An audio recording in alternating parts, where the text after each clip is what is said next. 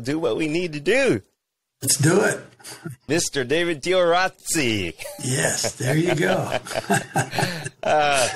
Welcome to Behind the Story. So today we're going to get behind your story. I mean, you've really got a couple of stories because you're known for your first book that was kind of like a autobiography of your dad and your family. Is that what we call it? The in-between artist? That is correct. Correct. That was my dad. He's been gone since 1974. And I rounded up all these notes and journals that I found in my mom's garage before she passed about 15 years ago. She handed it to me, about 10 milk crates and all these notes. And I go, what am I going to do with this? Well, anyway, I actually took these notes because I remember when my dad wrote them when I was growing up, because he wanted to write his story about his family. And so I was able to relive his childhood. And I mean, it took me 6 years. And so that was my first book. And it was real emotional. And hey, it's a great story. All the things he went through, and he lived a fantastic life. Yeah, in just a bit, it'd be great to hear a little bit about your father's story and you and the family growing up, because he, of course, had a very interesting career with animation and Disney and art and things like that. Yeah, my dad actually, I mean, his father, he was the oldest of 11 children from an immigrant family. They came into New York. He took his family. He was a bridge maker, and he heard about something in Missoula, all these bridges being built, took his family there. And he ended up buying a hotel, a bar, and a market to support his family. And at 4 years old, when he had the bar there, my father was sitting under one of the bar stools, and he saw him draw. All the guys saw him drawing this picture of a World War I history picture on the wall, and kid didn't even know how to read or write, but it was amazing. And they knew from then on he was going to be a great artist. At 18, when he was graduating from high school, his dad asked him, where do you want to go to school? He said, I want to go to the best art school in America. So here he is. He says, okay, I'm going to send you there, And so he ended up getting into the American Art League. At 18, he was compared to Michelangelo. And he said his hands, the way he drew the hands, were amazing. Next year he went back. He was board of directors, the youngest kid on the board of directors for the school. And then he had an incident at school where he was, all of a sudden he woke up, he went to a bar. I guess back then in 18 you could actually drink. And I guess two guys gave him a Mickey, knocked him out. He woke up naked in a motel room, and he didn't know what happened. He had his first nervous breakdown then. His dad had to come and get him in New York and brought him back. Luckily, he had an uncle that was a psychiatrist at a local prison, and worked him back. Took him 6 months to recover. That was his first nervous breakdown. So he got better, got his degree at Montana State, didn't go back to the art school. And then he's still a great artist. He drew these beautiful religious drawings. And he decided he'd go in 1933 to the World Fair in Chicago. And he was walking down an aisle where, people were trying to get in to the art show in the first World Fair there after the war. And two priests saw him with these two paintings in his hand. And they said, hey, son, what do you got there? He says, well, I got these two drawings. He says, I'd like to enter them, but I don't have the money. And they looked at him and they said, hey, how much does it cost? He said it costs $10 for each one. And so the two priests said, we'll give it to you, son. He won first place in the World's Fair in 1933. And so from there, he liked Chicago. So he stayed there, and he got his own radio show there on national radio, and had the #1 radio show in Chicago, teaching kids how to draw on the radio. But then he got engaged while he was there. And this gal he got engaged to committed suicide. And so he it kind of set him back. And he says, I got to get out of town, because he broke it off. And basically, he went back to he saw this article in the paper about Walt Disney looking for the first cartoonist, in between cartoonists for Snow White and the Seven Dwarfs.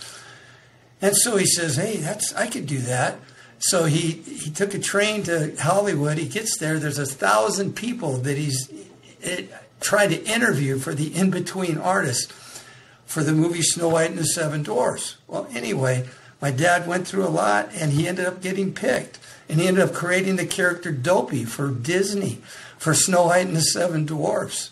Wow. And so he was flying high with Disney, doing real well. But what he really wanted to do, he wanted to be on one of the top national radio stations across the U.S.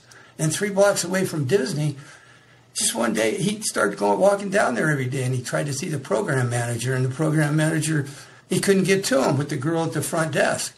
So what happened was he was coming down an elevator, and all of a sudden this guy named Bill Goodwin was standing there. He says, hey, son, you look kind of sad. What's going on? He says, well, I'm sorry to see the program manager. I want to have my own radio show. And he says, well, maybe it's something I could do. He says, next week come in and just tell him you're going to see Bill Goodwin, and I'll make sure you get in. Well, anyway, he shows up the next week there, takes his lunch hour, goes down there, and Bill Goodwin, the program manager, he used to be a program manager, producer for Frank Sinatra and all those guys. And he says, okay, son, sit down. He says, you got 30 seconds. He says, 30 seconds, tell me what your show's about, and I'll think about it. Anyway, my dad says, okay. So he gave him his 30-second pitch. The guy said, okay, can you have your first radio show for Saturday? And then my dad goes, oh, my God. So he walks back to Disney, and the guy says, where you been, man? You're late. He says, well, I was down the street at KHJ talking about a radio show. So the guy at Disney said, hey, you got to make a decision. It's either Walt Disney or your own radio show. So my dad put on his coat and says, I'm going to my own radio show. So he walked out on Disney. Wow. After, working on Snow White for a year and a half. Anyway, he starts there. He wins an Emmy for the best kids TV show in America on KHJ radio. At that time, there was only KHJ, CBS, NBC, were the 3 majors. And he gets it. And after a year, he saw, he was just flying high there. And he actually, after that, he saw there was TV going on. So Milton Berle's brother, Phil Berle, was his producer. And he got him a show on TV. It was one of the top kids' TV shows for 5 or 6 years on KTLA in Los Angeles. So in between all that, he actually got married and did vaudeville before that. In the years of Frank Sinatra, he traveled 38 states. But his story is, and then in 1956, he had a bad car accident, and he got T-boned, lost his memory for 6 months, and, he's put in the state, mental institution. I didn't know what was going on. My dad was a straitjacket. We saw my dad taken away at 7 years old in a straitjacket, and that was his second nervous breakdown. And then from there, he had multiple breakdowns throughout his life, but he did acting on TV, on Dragnet, All in the Family, Sanford and Son, a lot of big shows. And he got into sales, but he continued his artwork. He taught. But he got through it all. And I grew up watching that. And the ways I used to connect with my dad, I used to go in his studio when he's in one of these high stages. And 3 o'clock in the morning, he'd be painting in his studio in our backyard in Eagle Rock. And I'd paint with him. And, everybody thought he was the greatest guy in the world, but they didn't know he was sick. He was manic depressive. He was bipolar. But at that time, they didn't have a lot of things to take. Toward the end of his life, he took lithium, and basically it was quite an experience growing up with him. Wow. And, so that's pretty much it. Very successful. He got into... He's one of the top salesmen. He ended up doing car sales while he was doing his part-time acting, and he set records in the car business with Bob Smith in Glendale. It's still there, it's still around. So that's my dad's life. It was amazing, and I learned a lot from it. And, it became his caretaker since I was 14. My mom asked me, hey, David, you got to do something with your dad. Get him to a mental hospital. I said, Mom, what do you want me to do? He says, well, take the car with him and go get him, see if you could talk them into it, because those days you have to commit yourself. And so he looked at me, I'll never forget, as a 14-year-old kid. He said, David, what do you want me to do? I said, Dad, I love you, man. But I says, you've got to get yourself well. So anyway, that was and ever since then, I kind of became his caretaker throughout his life, keep kind of helping my mom, make sure he's on a good path. When he got sick, I helped out. Tried to, I had a good relationship up, till my dad passed. Yeah, I want the viewers and the listeners to know that this podcast today, what we're talking about, really isn't about the happy days and happy times of you growing up with your family. This is really about mental health, mental illness, and things like that. And you do have, another book that recently came out. Was it last year? Well, yeah, the new book will be out in 3 to 4 weeks. This is it. Oh, that one hasn't come out. Okay, no, I was thinking... it hasn't come out. I just did the final editing, and it's probably be out within 30 days. And she was one of the number one, the pilot of Happy Days, which is one of the top sitcoms in America. It was 8 years. Kind of Ronnie Howard, the Fonz, and Potsy and all those guys. I mean, she was it. She interviewed with 400 other girls. And Gary Marshall, the director of Happy Days, the director of Pretty Woman, he's done all these movies. He picked my sister. And so before that, her big break was Banana Splits Adventure Hour. She was one of the Sour Grape Girls. I don't know if anybody remembers that. But I'll raise my hand. Yes, absolutely. Yes, all right. But so anyway, her director on that, of all things, was Richard Donner, who did Lethal Weapon and all those other movies. And he really took a liking to my sister, and she kind of stayed in touch with him through the years. But that was her kickstart. But from that, she started acting at all her acting classes at 3 years old, 2 to 3 days a week with all the stars. She did the acting classes with Mark Hamill, the big Star Wars guy, and a lot of these people on Days of Our Lives and all those people. So she was in the pack, but she got her first break there and did a lot of commercials and Happy Days. She just loved it. She wrote about it, all the experiences that he had with all the stars and what it was like, being a child star, a teenage star. She was a movie star. She made a movie with Ronnie Howard, Eat My Dust. That was in the 70s, and but it was a great career. But what happened to her? All of a sudden, my dad had been gone for a while. She maintained herself at the ages of about 20 and 35, 37 years old, but then, at 18, she had her first nervous, going on 19, after was making all this money on Happy Days and all these other things she was doing. She went to Hawaii, and she had some traumatic experience, came back and just kind of flipped out, took a car to San Francisco, ended up in a mental institution. Wow. And so, she gets back, and I did stay close to her through the years, and kind of, she managed. She was on meds, and, she did a little acting, and, she did a little work here and there. And then I realized when she hit 38, 39, she ended up having a big nervous breakdown, found herself on the middle of a highway, left her car there. She said she just saw the devil. She was paranoid schizophrenic. And she just ran into the ocean, left her car in the middle of Highway 101.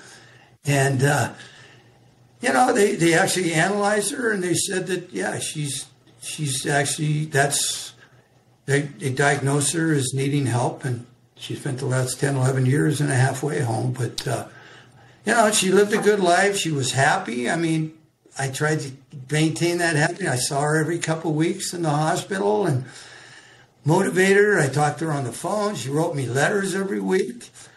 And, we stayed close, and I kind of was there for her. Like, I found out that's my calling, being a caretaker of my sister and my dad, but I got 4 great sons. They're doing well. I maintain a marriage through all this, and it was tough, but you get through everything. And I wrote these stories because this one here too. This was the first one, In Between Artists, and so other people could learn what it's like. And maybe some of the stuff I wrote about, I think I'll be able to help them on how to deal with these things. Yeah, the new book that's coming out for everybody. It's called "Is Everybody Happy?" Yeah, so, this one here. This might be some. Well, not might. I know these are probably some personal questions, but with the mental illness, and like I said, your father was finally diagnosed as bipolar, which probably at that time the term probably wasn't really prevalent. I don't know much about that, but I believe that term bipolar, we use it almost too loosely now, and then not enough when it was back then in the day. And then your sister had a breakdown and things like that. Is this hereditary? Have they found out why? Does it skip generations? Is it more prevalent in the male, female side in the family? And, have you had issues with mental illness, and have you had to work through it and things like that yourself, or? Well, to answer that question, yeah, I think they have found that it is genetic. But I think what it is I think it's in your chemistry that something sets it off.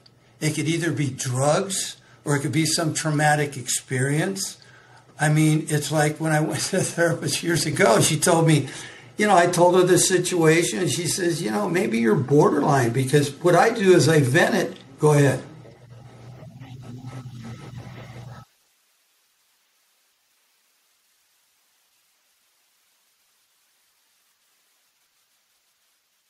Okay.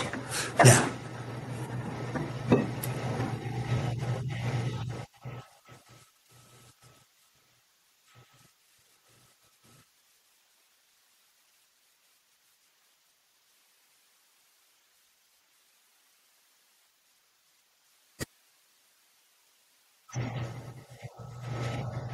I don't have anything on my computer. That's weird.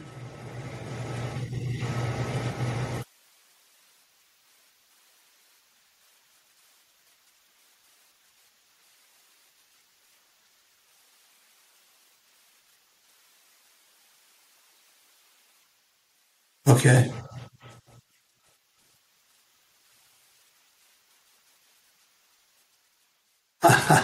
If you want, I'd start all over again. It's up to you. If that's what we have to do, I'll make the time.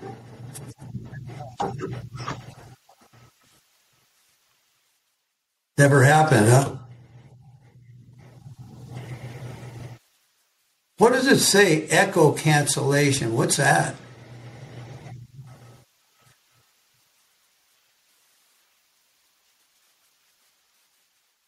Oh, okay. All right. All right.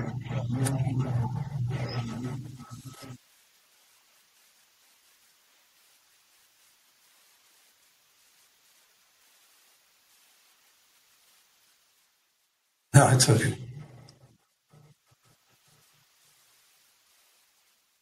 Yeah. Are you from where you're at? Oh, wow. Interesting.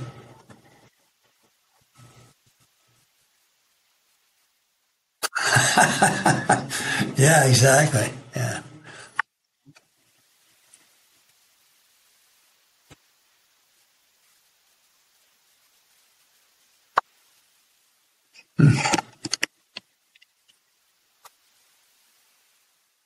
Yeah, I got a friend that moved up to Puget Sound. Yeah. Good friend of mine. I went to high school with. Oh yeah, yeah. He basically he had a big tech company. Him and I are the same, all the math classes. But he hung out with Bill Gates and all those guys. Yeah, yeah.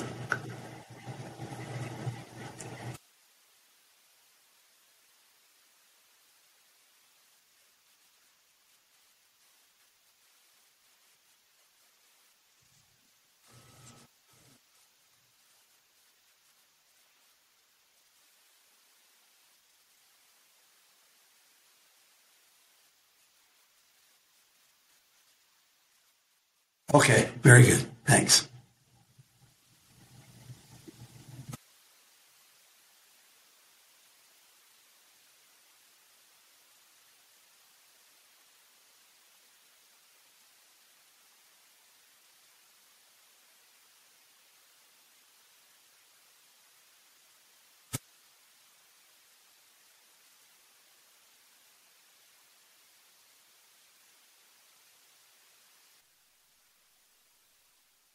All right, let's see if it's going to, well, interesting. It's just automatically picked up and started recording. So, the quick thing on the Bill Gates, like you were saying. So I was, one time used to do a lot of photography. So I was surrounded by Sir Branson, Richard Branson, Bill Gates, Paul Allen, and one other, but 4 billionaires.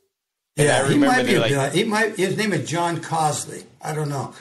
He had some big high-tech chip company. I looked online. I says, "What are you doing, man?" Yeah. Well, let's see, to pick up, we were just about to talk about your sister, and you were saying that, yes, that, the mental illness and everything is probably genetic. So we're just getting ready to talk about your sister a little bit more. She had she had a breakdown. She had a breakdown, yeah. And it is, I've read a lot, and talked to doctors and therapists, and it is genetic, but it just takes that one thing that just sets it off. And I think my dad's situation, my sister's, myself, knock on wood, I've been in sales, very successful for many years, and I think the therapist that I talked to mentioned that has a lot to do with, everybody, I get along with everybody, I'm a fun guy, and, and I think I get high on life on just closing that big sale, and it's been and I keep living that way, even at the age I am today. It's part of my life, and I drink socially, but I don't overdo. I've tried the little bit of marijuana here and there through the years, but basically I don't overdo drinking or anything because I've seen what happens, and I think that's kind of the thing. If you get in a situation where you get depressed or something really shakes you up. But I think all the experience I had dealing with it as a kid, I didn't want to end up like that. Yeah. And that's, and I'm a motivational guy. I've listened to all the motivational stuff, and I keep myself motivated. I read. Now I'm writing stories, and I'm writing life stories that'll be a help to somebody else, So to answer your question, yeah, I'm probably borderline. That's what I've been told. But hey, I'm functional. I'm not a psychiatrist. I'm not a psychologist, and I'm not a doctor. I'm not any of that. But I kind of want to think that it's probably in most all of us that the possibility of mental illness and things like that. But like you said, there's some sort of trigger that triggers it for a lot of people, and then they go down that rabbit hole, and then they can't get out of it, and they become depressed, and that depression takes on another form, and then pretty soon they're dual diagnosed, alcoholic, bipolar, or whatever it might be. Right. So I think you've got the key to life, and like you said, you're keeping busy, you're keeping happy, and you know the consequences of what can happen, so you're aware of that. And do you attribute that to really your mental state of being, the happiness? Yes, I do. I mean, it's funny. I look back at a funny story when I was in high school.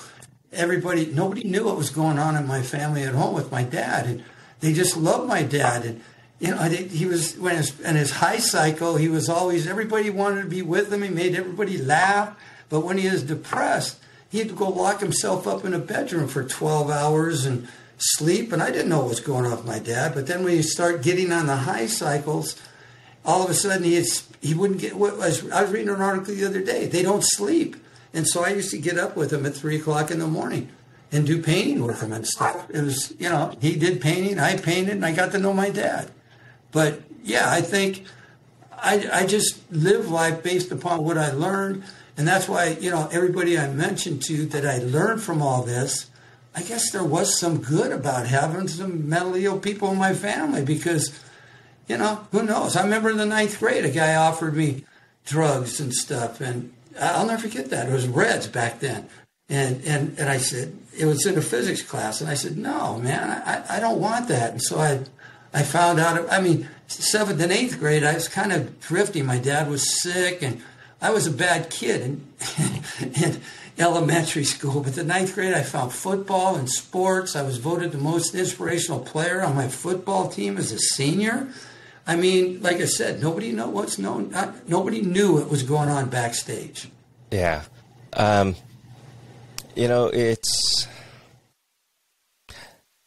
depression, mental health is a absolute, well, it's an obvious thing that it's a terrible thing, but it's also, like you said, oddly enough, for the folks who survive it, who see it, who are living on the other side, like I said, maybe it was fortunate that you were able to see, so you're able to not allow yourself to get to that state and then have a happy, successful family of your own. But it also sounds like the two people that we're talking about right now, your father and your sister, they had possibly some of the high stress situations where something along that lines may have triggered something.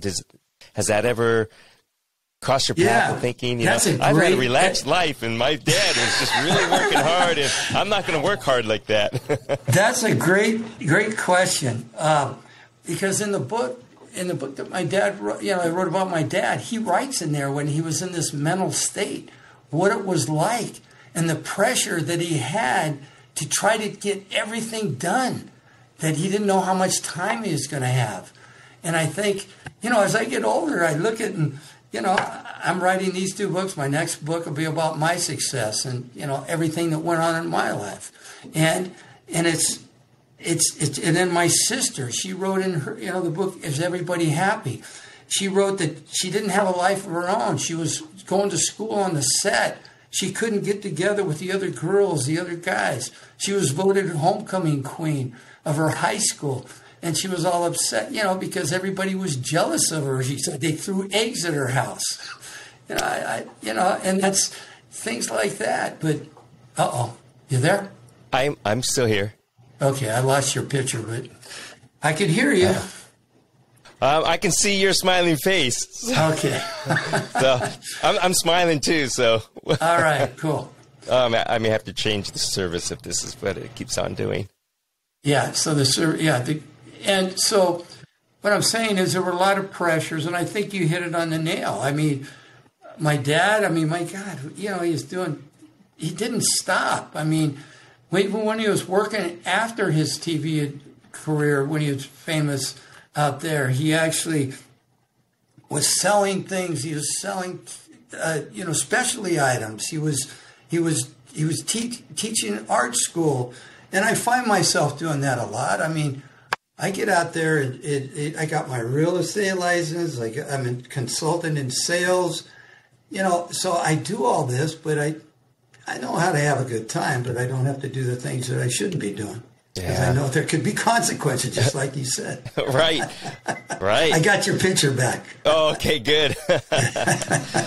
It is hard. It's hard doing these things if you're used to seeing a picture and then it goes away. It's like, are they still there? Am I talking to myself? What's going on? So I'm glad I'm back.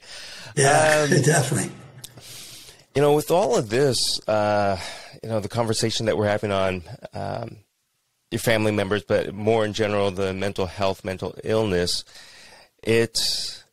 we hear about, and we talk about life and work balance, personal life, work balance. And it seems like both your father and your sister really didn't have that balance, that they were other people were really pulling them to finish and accomplish what they wanted them to do, if that makes any sense, which put that terrible stress on them.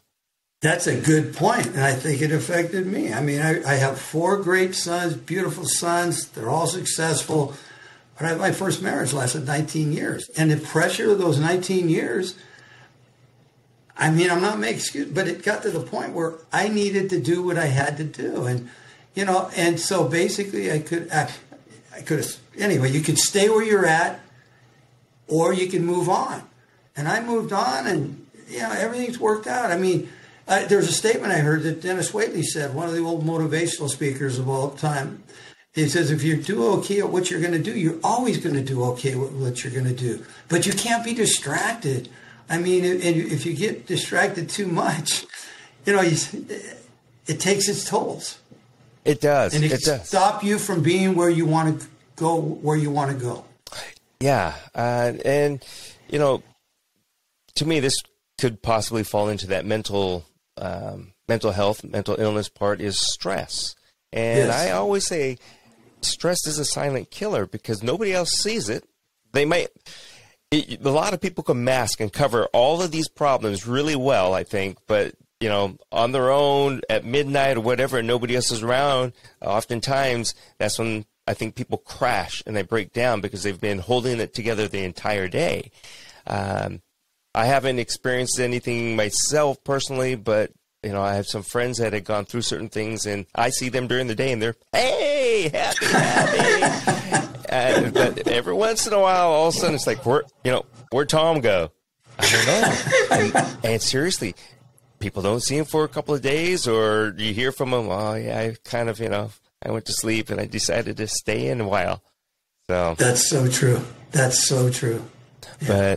But your new book that's coming out is Everybody Happy, and like you said, that's a story more about your sister and your life with. Is it your life with your sister, or more about your sister? If that makes any sense. Oh, I mixed it. Okay, she wrote all these journals. What I did, she died about going on 13 years ago, and I went into her apartment.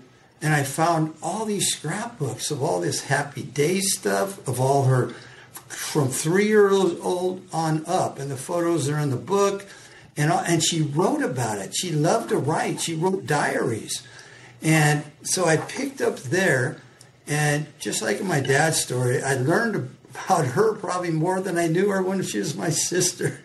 And I was with her. And so what I did... And it kind of goes into the last 10 years of her life that I actually visit her every couple of weeks. We'd go to dinner or lunch, and then I would talk to her once or twice a week. And all the experiences I had going in and out of all these halfway houses, which is like the assisted living mental illness facilities. And I really kind of tried to give her the best life she could have in that environment. Yeah. And like what we were just talking about a couple minutes ago, and then what you said is, reading her journals is like, I don't want to put words in your mouth, but it was probably kind of like, I guess I didn't know my sister. I didn't know about all this stuff. And that's how we're saying that sometimes these folks can mask and cover things up during the day, and they are, as you used that word functional earlier, they are functional, but something when they're alone, they are really dealing with some demons, and you don't know it until it's too late oftentimes. And then you read about it. But what I want to say is thank you to you, folks like yourself, who actually put this down on words. Here's the experience I've had. This is what my friend, my mother, my father, my sister went through, my brother, whatever it might be. And please learn from it. Please read. So I think that's commendable that you wrote this down. Well, thanks. Yeah, one of the things is I was sitting there at lunch one day, and she started talking. She'd get delusions and say, yeah, I've had kids by these three, like Don Henley, David Lee Roth, and just, a few stars, Mel Gibson. And I go, wait a minute, Kathy. You're not even married to these people. You can't have kids with all these guys. And she said, yeah. She looked at me, and once in a while she'd come out of it. And I tried to bring that out of her once in a while when she was in these cycles. She says, yeah, I think you're right. I didn't have any church weddings. That's probably not true. And it's to bring that out of her, it's like, yeah, she's still got something there. It's like, yeah, there's a lot of experiences I had in these places, and I feel good that I could share them with people out there, and I try to, and what you can do to help. This might sound a little silly to ask, but, when you were going through that, more with your sister, were you feeling sad or guilty, or what was your emotion like? Well, I was sitting sad, because I'm in the fast lane. I've been that way for, like you mentioned earlier about balance. All right, because for 12 years I took care of all the water. My job was a water consultant at Camp Pendleton. So I drive down there at midnight, and then I come back the next day after a full day, and I visit my sister. And it's like sometimes I just get, you get stressed in that respect. And it's like, oh my God, what was this all about? I even asked my friend one time. It seemed like he had the perfect family. I says, why me, man? Why? But then it took me years to figure it out. But yeah, it stressed me out. And, but I knew somebody had to be there for it. And that's why I say families, and because nobody else is really there to help. They have these organizations like NAMI and CARE. And, I list up in my book, I listed about a dozen or 15. And just the final thing that I did of all these organizations people could go for help. That they're out there and a lot of people don't even know about. And they're free. There's a lot going on with the homeless, the mentally ill right now, and everything else. That's why not only they're going to get my sister's story, they're going to get some information where they can get some help. And I'm not getting paid anything for that. They're organizations that people could utilize. Yeah, and I think a lot of times too, when they are in the right frame of mind, state of mind, if we want to say that, during the day, I'm imagining that oftentimes they don't want to think about, they know that they're going through that difficulty. They don't want to think about it. They don't want to seek help because there's a stigma attached to that. So, and I personally think that we all need to get over that stigma, because if you need help, you need to reach out and you need to get that help. And if they won't do it, their family will do it. I know. I had a plumber at one time. He came over. He started talking about it, and he had a sister that just locked herself in the room dark all the time, that didn't want to do anything. And I was able to explain to him places to go and things he could do to help. The only reason I learned about where my sister finally got help, I was working in advertising part-time years ago, and this guy had a sister just like my sister that was homeless out on the street, and he told me about how he got her in the Social Security system. She was mentally ill, and they did the PERT analysis. The sheriff had a PERT program that they actually analyze people and see if they're a threat to themselves, and I wouldn't have never known about it.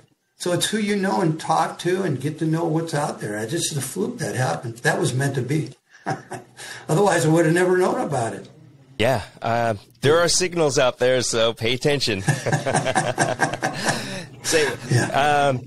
With your upcoming book, can folks pre-order or go find it like on Amazon or your website? Or yeah, it'll be on my website, www.daviddorazi.com. It's going to be on Amazon, Barnes & Noble, and it's not available. There's no pre-sale yet, but it'll be available here in 3 to 4 weeks, and it's a great story. I got a lot of stories in there that I'm sure people could relate, and it's kind of a fun experience, even though there's good and bad to the story. But overall, I think in the end, if they have family, if they have friends, it'll definitely be a boost, because some of these people are borderline genius. I mean, I think my dad was borderline genius. My sister was too. I mean, all the lines, I got the script from her pilot of Happy Days. I mean, memorize all that. She wrote about it one time. Says, oh my God, this is stressful. I got to learn all these lines. I can't go out on a date. It's like, and if you see her, I mean, when you see the book, I mean, you see her on IMDb. She was beautiful. My mom was beautiful. I mean, my sister, I didn't realize that she died, how beautiful she was, So, and one thing what's weird is one thing when she was on the set of Happy Days, one thing that always bothered my mom at 16, Gary Marshall was standing next to her, I'm talking to her about the set and everything, and he looked at her, he says, Kathy, he says, you're really a beautiful girl. He says, if you stay healthy, you're going to be very popular in America.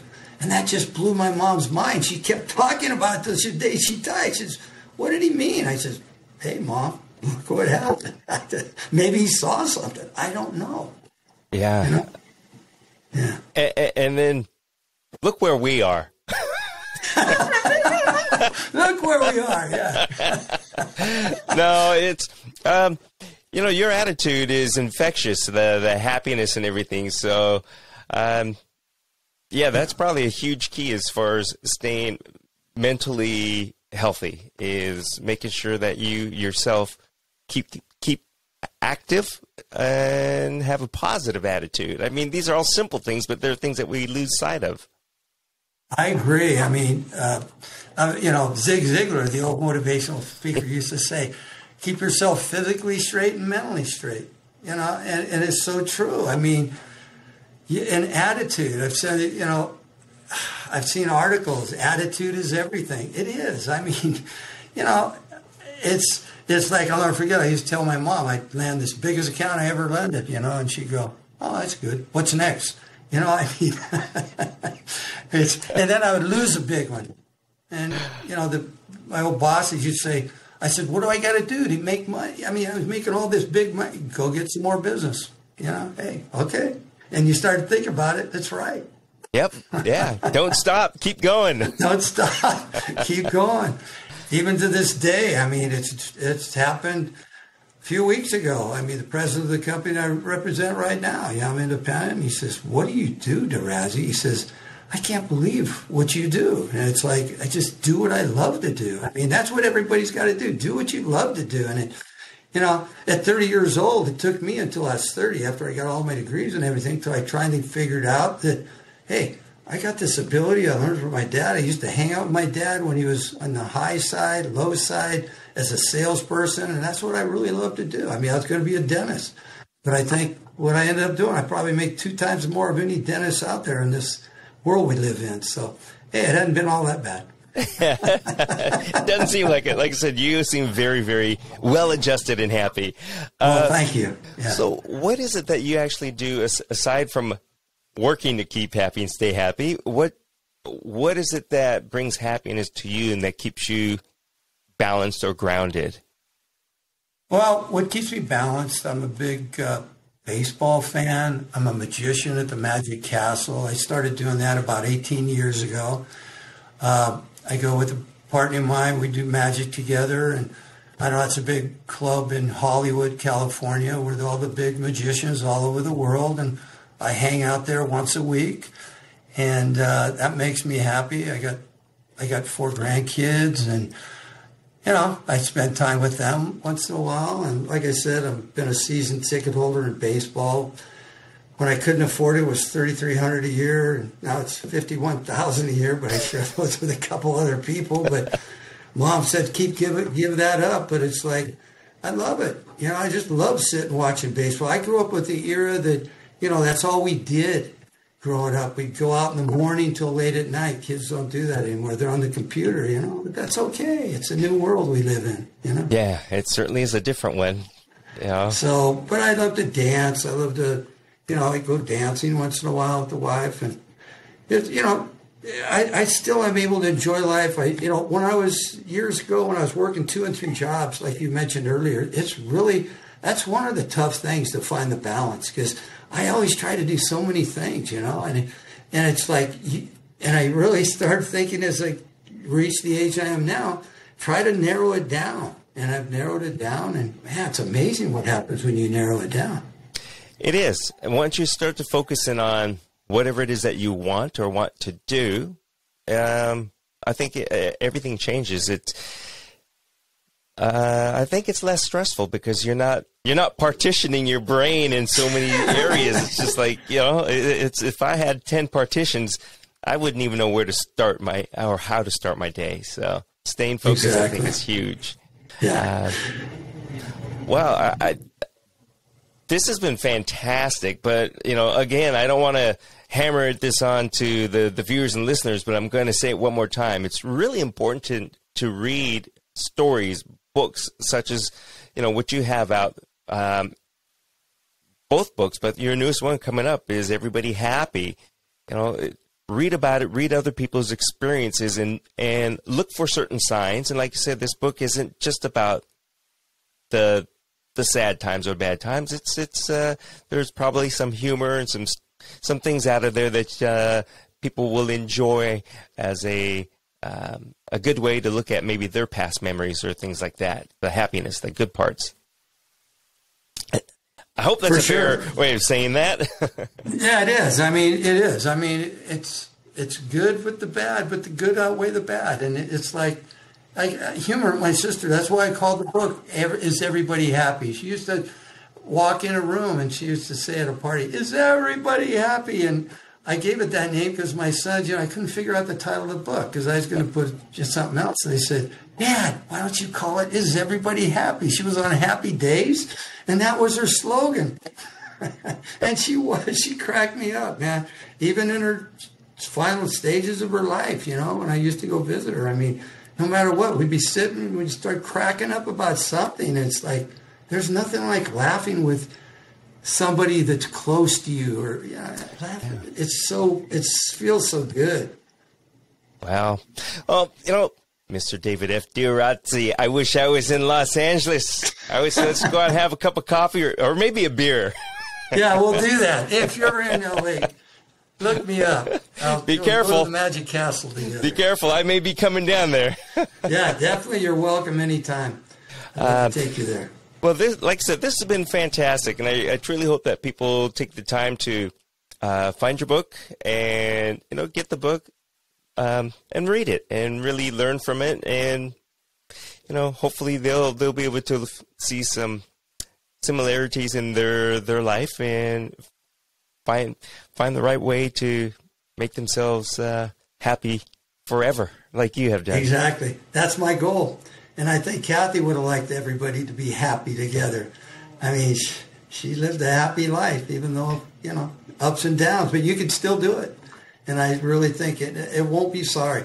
It's a great story, and I think everybody's going to love it because I put a lot into it and came from the heart. And, it's one way you can really share, life isn't all that bad.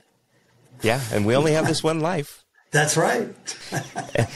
You might as well live your passion. Yes, and every time you say certain words, especially happy, also that Happy Together song popped in my mind. You and me. Yeah, so. I like that. Yeah. My mind is floating away because you've made me think of really happy times. So I thank you very much for your time today, to let us all know to take a little bit of time and be happy. Yeah, that's what it's all about. Happiness and health, man. Those are two main things. Absolutely. And I'm on Facebook too, David F. Diorazzi. So okay. You may get thousands of new followers. All right. Let's hope. Anytime, and I'll respond. I check it every day. Okay. Well, thank you very much. All right. Thank you, Chuck, for having me on. And hold on a sec. Let's see if this is actually the meter's going to move to 100. So I'm going to. Do you feel comfortable with what we have, or do you want to add anything else? I feel comfortable. I mean, I could give more stories, but I think I've given enough stories, don't you think? Yeah, unless there's one that really jumps out that you want to share. Yeah, I'll give you the story that, in other words, one of the stories that kind of blew my mind, and it's like when I was 16, I was at home. My dad was in one of his high cycles, and he went over to a lady's house, an apartment, and he was going to paint her. She was a beautiful woman. And he called me up in the middle of the night, late at night, and he said, David, bring me some clean, fresh clothes and clean, dry shoes. And I go, what? So, and then I ended up doing that, and I had no idea still I'm in my 70s. I had no idea why I did that. But I read his notes, and I found out he went over to this girl's house, beautiful blonde woman, because I saw a picture of it in his studio, and he fell in the swimming pool, and he ended up, he went to a real estate office because he did all kinds of things too. He had the keys to a real estate office, and he called me from there, and I never knew why he called me because you don't ask your dad things like that. But I thought that was an awesome story. That's good. So that uncovered things that I never knew about my dad growing up. I don't know if that's worth putting on camera. Yeah, I like that. That's good. Thanks for sharing that with us. Yeah, you're welcome. Yeah. That was a great finding. I mean, there's other things, but that just blew me away because I actually saw that girl because of the picture he painted. I was working at a grocery store at the time. I was doing the milk, and I looked, and there she was. And it's like, that's got to be her. Anyway, it was her. Wow. All right, everybody, go out there and look for your mom, dad, and your kids. What do we want to call those books? See, I don't even... A diary. Look for their diary. Diaries. Yeah, don't do there that. You go. Yeah, for sure. Yeah. Right. Well, you'll never know what you'll uncover. Oh, so true. It could be a movie someday. Yeah, I think one or both of these books could be movies someday. Yeah. You know, aside from it being a movie, I'm relating more with your father and the story that you told about your father, which I could see that being a musical or a play of some sort, a stage production rather than a movie. Oh, I really could, because I agree with you. I mean, 100%. I mean, because you got this Italian immigrant family that, you know, the wife went to church every day, born and raised Catholic. I mean, kept having kids, 11 kids. And then he's the guy that he used to own this bar, and he had a brothel upstairs in the hotel, and he had the market, and he used to carry around $1,000 in 1921, you know, to cash all these guys' checks that came into his bar and raise his children. And, you know, I mean, 11 of them, that's a lot of kids. It was 13, 2 passed, but... And then he ended up all these stories, the experiences he had, and it's all in a book, you know. And my dad wrote about it, and I wrote about it third hand, you know, so kind of cool. Yeah. I'm going to say it now. You should find a way or find somebody to help you put that into a stage production, a live stage production. Originally I was thinking movie, but you're right, or a documentary, but I think somebody else told me just recently the same thing you said. And I think that's a stage production of this would be phenomenal. Yeah, and I mean, you've got the perfect title. I mean, from your first book, the In Between Artists. I'll buy tickets. In fact, I don't have to. All right, you got it. I just gotta. I'm working on all that marketing right now, so you know, I'm confident if when I focus like I do on everything else, it's going to happen. And all my kids, they were blown away because they never knew their granddad. So by reading the book, they learned about their granddad. And then I started thinking, my sister had a daughter. And she didn't know, she kept saying she was going to have a daughter when she's 39. She was married for a very short time, like 9 months, and she got an annul. 39, she got pregnant and had a kid. And, you know, and it's like, things like that just blow people away sometimes. Yeah. You know, maybe they're on the other side. I don't know. How do they know that? Yeah. Life is a strange thing, but it's beautiful. It is. Life is beautiful. I like that movie. I mean, Life is Beautiful. Yeah. And then what my dad's story reminds me of, what's A Beautiful Mind that Russell Crowe played. Oh, right. Yes. I mean, it's the same story. I mean, I looked at that movie and I said, oh my God, that's my dad.